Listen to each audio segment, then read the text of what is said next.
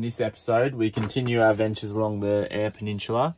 We leave Streaky Bay, stop into a few coastal spots, and get all the way to Sharinga Beach.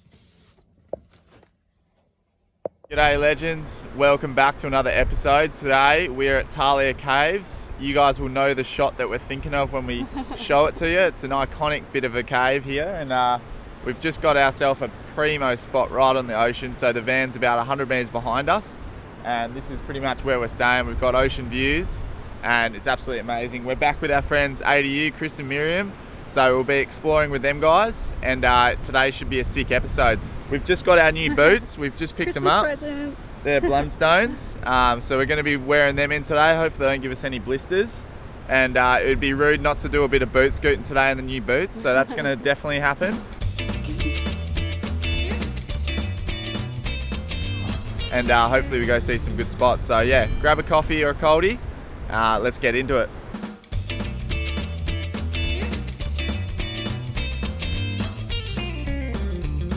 Alright, so I look pretty rugged up for summer, but we're about to go up the dune and watch the sunset with ADU. So hopefully it's nice, but yeah, I'm prepared. Oh, I'm filming, you filming. I know we only said look at this, we got frothies. we only said 2 each, but why would I crack a 6-pack and break it up? Well, especially since we're going all the way up there. What's the good spot?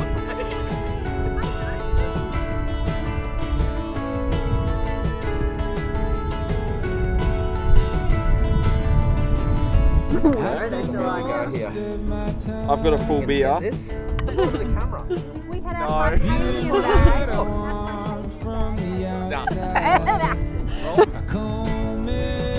This is gonna snap.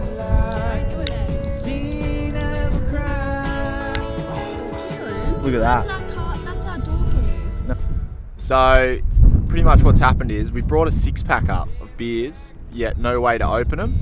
I've cracked this bottle open, but it seems to be a bit dewy on the lip, on the rim. A bit too much moisture on the rim to actually open the other beers. And what I've done is I've come a gutser and I've pulled a bit of bark off.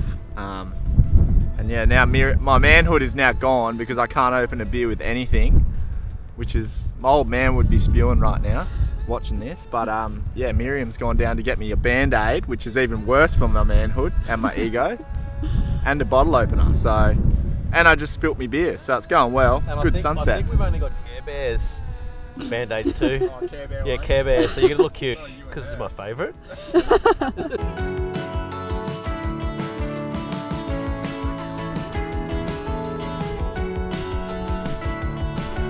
Cheers, mate. The only comfort I've found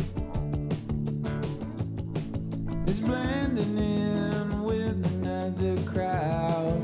When things go wrong, we'll pass the blame around. Sneaky. 'Cause I can't wait for someone else to say I can live my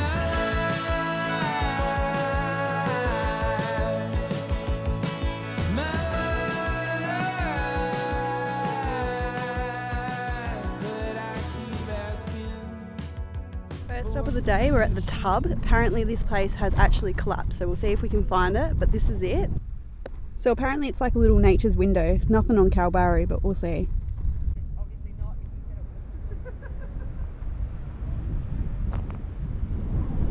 So this is a sinkhole apparently. Wasn't here X amount of years ago, so this has created itself. And there's a sketchy set of stairs that we've got to get down there. And there's apparently a window as well, so Yeah, let's I do spoke this. about the nature's window. Let's get Try down to there. copy Kalbarri. Yeah, let's go. Alright, so Sarah has to get down that set of stairs. I don't know if you can see that. Just go nice and slow. Maybe go back to it, Sarah. You alright? I don't know.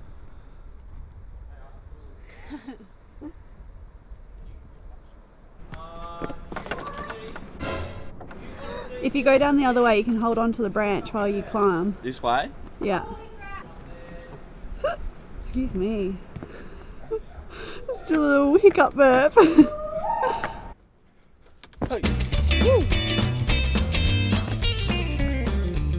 As you can tell, we're very excited about the new shoes.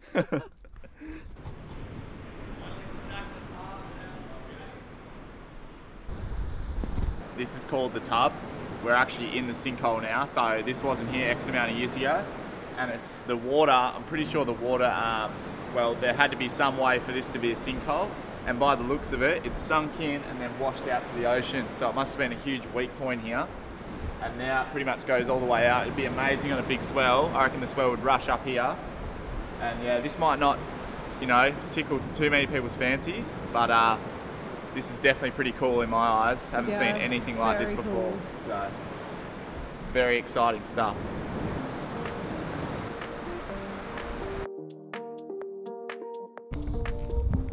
We're currently on top of the hollow bit of the tub. So underneath us is where all of that water is washing in.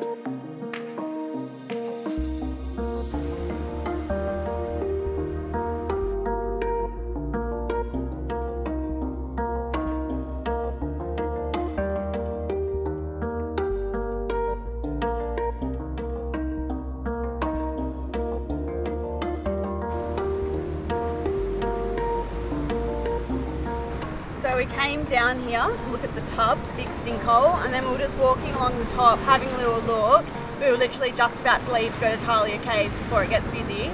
And we stumbled across this little rock pool, and it's so nice. The water temperature is like fresh, but really nice. And the views, how's that? This place is actually insane.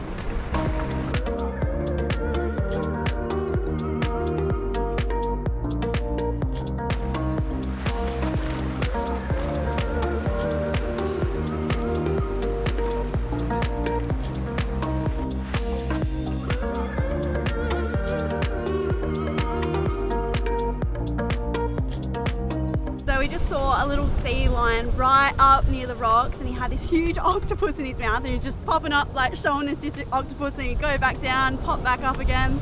So cool. Just when we thought this place couldn't keep giving to us, it just keeps on giving. And we haven't even been to Talia Caves yet. Alright, we're finally at Talia Caves, or Woolshed Cave, and we're going to go down and check it out. There's probably like 10 cars here, so it's going to be packed, but oh well, got to get the shot. Let's check it out.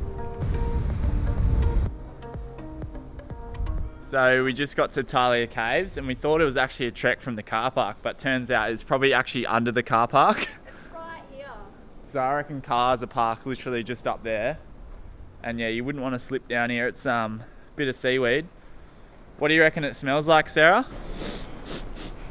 When you first walk in, you just get that whiff of oysters, but now that I think about it, it probably is just seaweed. Yeah, it's just look, decaying seaweed. Birds in here, they must have their nests. I wouldn't actually be surprised if there was bats in here. One time we were at Eyre Station and we had this beautiful little picnic under this little cave, and we were there all day, and at the end of the day we could hear this little like squawking, and we turned around right in the little like cave crevices, there was little baby seahawks. Yeah, we'll put the footage in over this. If we can find it. So cute. But this does remind me a lot of up north in WA, this sort of rock. Well, almost fell over. And yeah, it would be cool on a really big swell to come in here when the waves are actually pushing in. I reckon that'd be amazing, eh? But yeah, she's pretty desolate today, and there's not much but seaweed down there just rotting, and that's probably why it smells like oysters. Attempt to get all the way to the back of the cave, but as you can see there, it's on a pretty steep angle, so I'll probably end up in the rocks, but it should be interesting either way. I'll just stay here.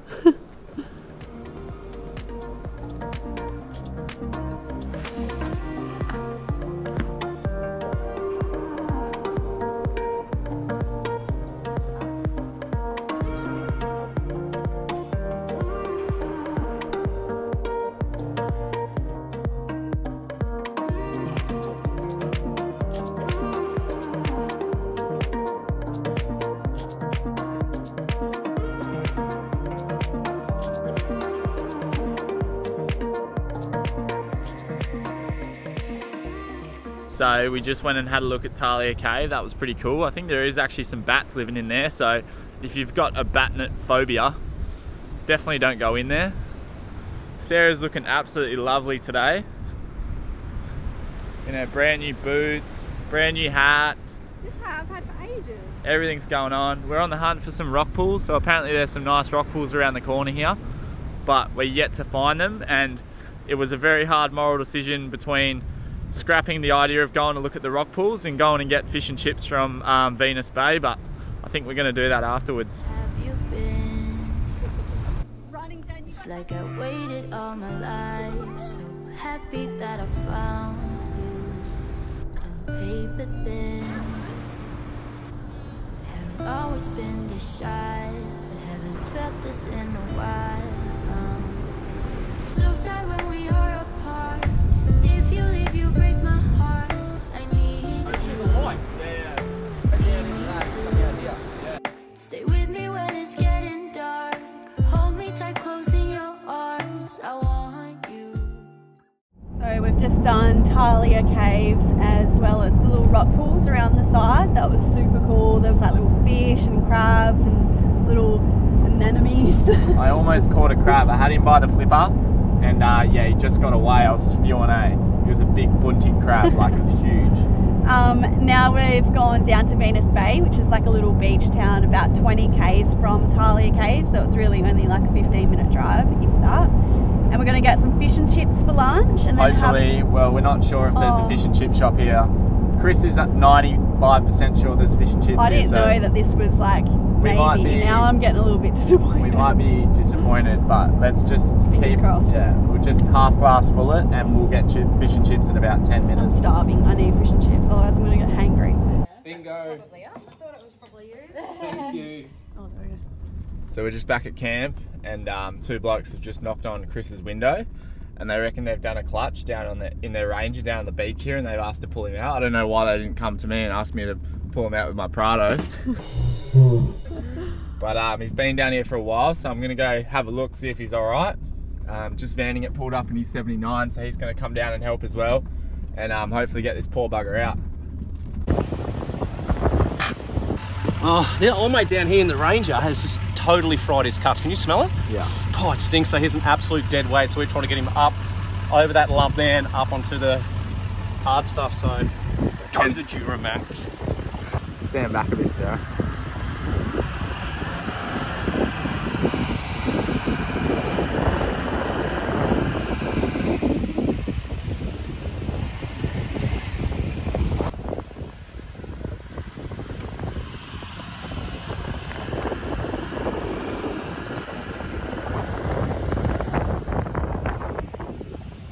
Got him.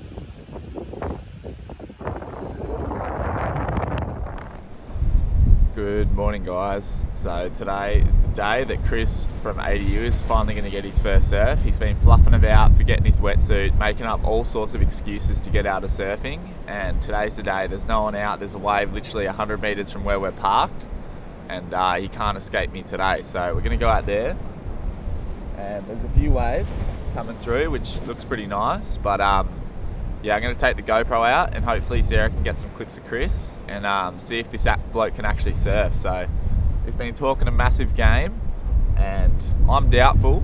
You know, I've seen him ride a mountain bike, but I've never seen him on a surfboard. So yeah, can't wait to get out there, and yeah, I'm frothing at the bit.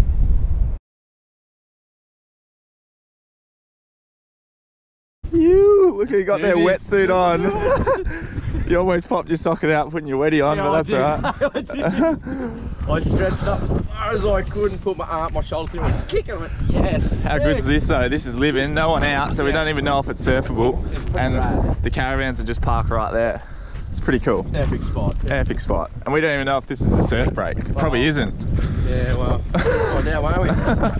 Hopefully there's no big Noahs out there. Oh, shit, just go.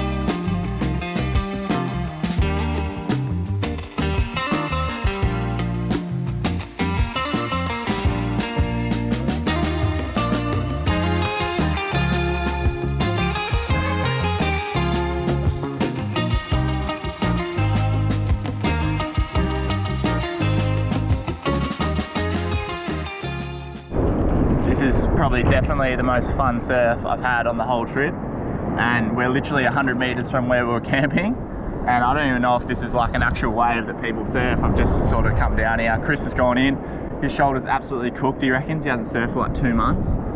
So the only thing is, out here while you're sitting out here, it's pretty murky in the water, and you can barely see your feet, so it is a little bit sharky, but yeah, it's definitely worth it for the waves. The waves are cooking right now. And the perfect little wedges coming through, and just no one to share it with now. It's been absolutely insane. Hopefully I can get a good wave on the GoPro and I'll show you guys what it's like.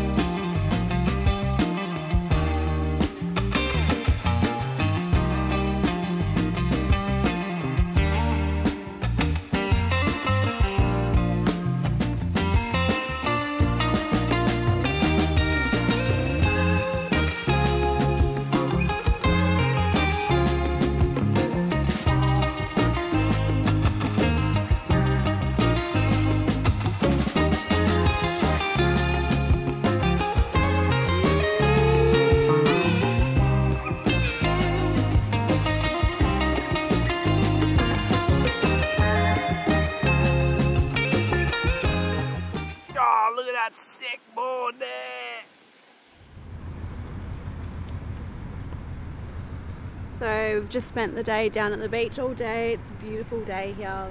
There's no wind, sunny, so nice. Pretty much filmed Keelan and Chris all day. How good am I?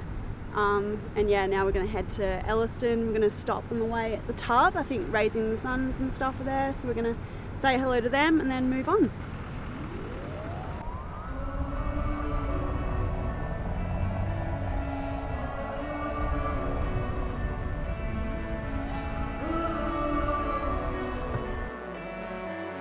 Such a short time being alive. All this hardship and convenience makes it so hard to make sense. I will listen now, I will listen now.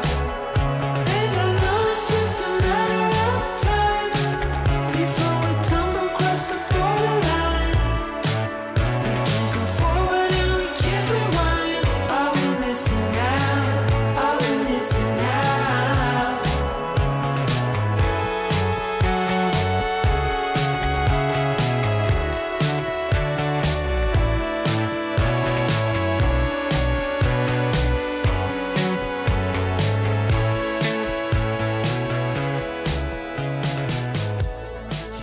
So we've just got into Elliston. We were going to stay at the golf course, which was just up the road there. It was free, but it was super busy and the dust was just out of control. So we decided to come into Elliston Caravan Park, just in the township here, right on the coast.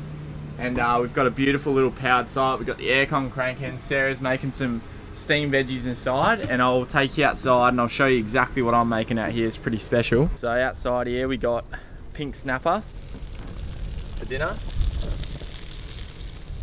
and then chippies in the grill. How good does that look? That's Liv and Barry. Good Good morning guys, so we are currently still in Elliston. We are doing the cliff top drive this morning. We're trying to get back to the caravan park by 10 AM so that we can check out and we don't get charged any late fees. But it's going to be 35 today. Right now it's so overcast, but you can just feel like it's coming in and it's going to be a hot one. So I'm really struggling at the moment with working out the bearings of the coast, because obviously we're from the west coast coming onto the south coast. All the different bays and stuff are all facing different directions, and knowing which way the water is one way that we sort of know where we're going, and how to find the coast. And at the moment, at the west. and we can never find it around here, which is really strange. It's taken us so long to get our head around this coastline.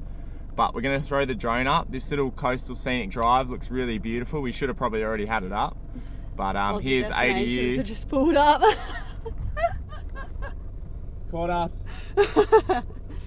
Alright, anyway, Keelan's going to put the drone up, show you guys the coast. It's absolutely beautiful.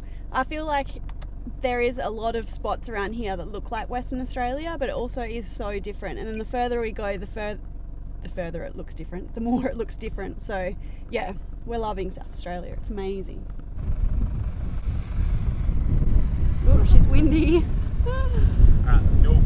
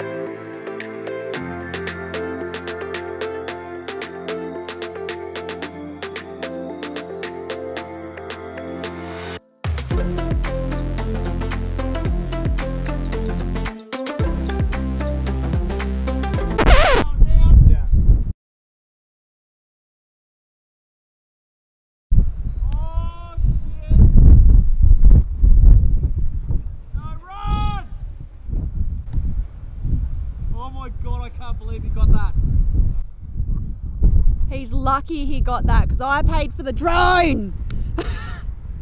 What have you got to say for yourself? I sent the drone out pretty far and I thought, you know what, 10% would be far enough to come back in, and it was right over the ocean. And I was coming back in, I made sure I got it plenty up high, and then next minute it hit 5%. And I didn't know this, but when it hits 5% it starts coming down gradually. So I had to like piss bolt over there to like grab it, and I'm like right on a cliff. But it was worth it for them shots, I reckon. Yeah, worth it. Who paid for the drone? Sarah's drone.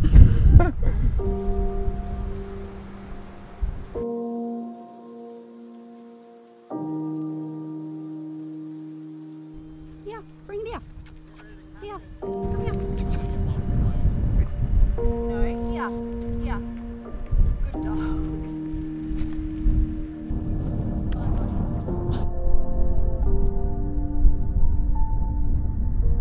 So on this little coastal loop trail, there's all these little sculptures you can see. So there was a seahorse back there, seagulls a bit further back, and obviously you got this bloody big, I'm gonna call it a porcupine. And yeah, we're just leaving that really good surf break. I'm not gonna tell you exactly where it is, but it's yeah, marked on the town map, so you can find it yourself. it's on the town map, so it's not that secret. But yeah, it's called Blackfellows, the wave, and it's because back in the day there was a massive Aboriginal massacre there, which is super sad, and a lot of them got pushed off the cliff. Which is also what all these sculptures are for. Yeah, so yeah, it's pretty full on. It's not the nicest story to tell. The small town of Elliston on the Australia's south coast is known for a few things. The first thing being its left-hand slabbing, bone-crushing wave they have out the back of the township. The second being a 17-year-old surfer, Javan Wright, that was eaten whole by a monster great white in 2000. This was the second shark fatality in 2 days, and by some estimates led half of the surfing community in the area to quit. That's not the only history of people dying in the area though. In the early settlers' days, an Aboriginal massacre occurred at Blackfellows. Local police and farmers captured between 20 and 200 Wirangu people and marched them off the cliff at Waterloo Bay. The surf break is now known as Blackfellows out of respect to those people. Waterloo Bay is still not formally recognised as an Aboriginal massacre site. A very dark thing that's happened in our history, something that I'm not very proud of. We've just packed up at the Caravan Park and we're down at the historic jetty in Elliston. Keelan's getting the squid stuff ready and we're going to go catch some squid. So, we're literally not sure if there's even squid in this area. I'm pretty sure there are. Don't jinx us, there's squid. This jetty goes about 300 metres out to sea and hopefully there is a squid somewhere in the vicinity. I want to catch Sarah squid because she loves nothing more than squid. I like squid, I don't particularly love fish, so... It's looking super squiddy already. I'm not going to count my chickens. I brought a bucket. I don't know if that's already counting my chickens, but...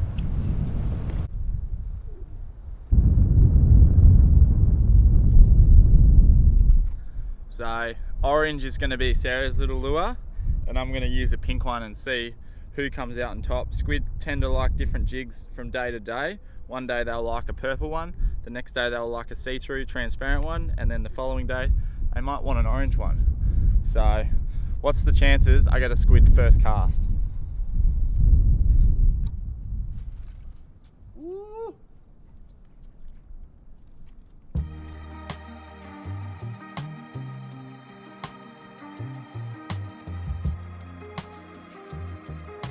Alright, so apparently Keelan's got a squid. Let's check it out.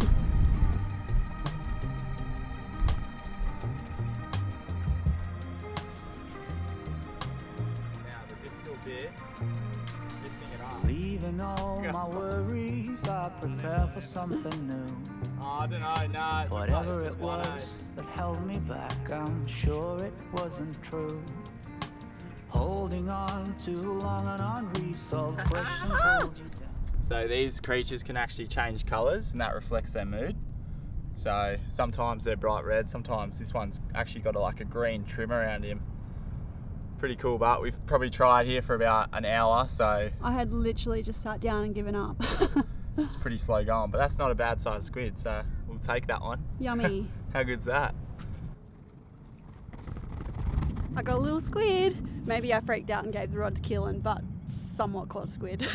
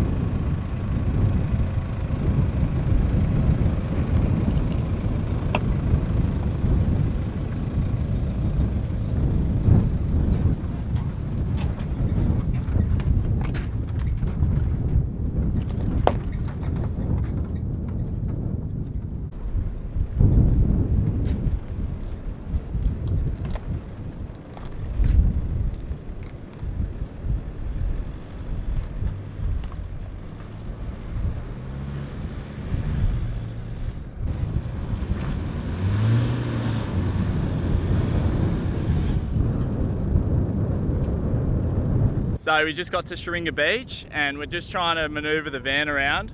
There's a bit of sand here. I haven't driven on any vegetation before, you guys pipe up about that. But the car is pretty bogged and we've got to manoeuvre it in this little space just here behind us. And we're parked right on the cliff. How sick is this joint? So we're gonna try and get the car out of the bog. She's pretty low. The bloody rock tamers are on the floor. And yeah, I'm using Chris's Max Tracks, thank God, because I'm bloody wearing all these little knobs off them. So anyway, we're gonna get this done and hopefully she's all good. Hard.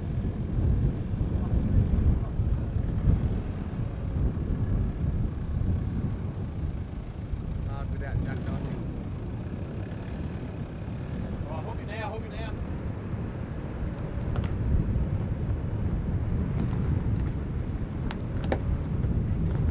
How are we looking?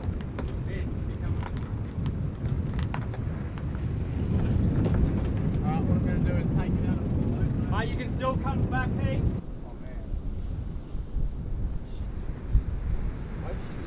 So we've finally got the van in. How good is this campsite? It's like real Bard Creek vibes right in the cliff with the beach there. Of course, Keelan has spotted a wave down the way, so we're unhooking and he's going to go straight out for a surf. It's pretty big too. The swell's absolutely pumping, so it's going to be a step up board day, I think. It's like 37 degrees. It is so hot. It's like burns your skin when you feel it. Anyway, that is going to be the end of this episode. We can't fit it all in. Yeah. We're going to spend a night here and then we're going to head to Point Drummond. So that's what you've got to look forward to next week. And yeah, pretty much this is probably the best campsite we've ever been on. So can't wait to bring you this. We say that every single campground. Yeah, I know, but I think that this is actually the best campsite. And we'll keep saying that every week. Anyway, thanks heaps for watching, guys. Go to our online store for any discounts that you might want. Might be able to help you out, save you some money. Join our Patreon, and if you want to see more content like this, please hit the like and subscribe button. It goes a long way. So anyway, legends, thanks heaps for watching. We'll see you in the next one.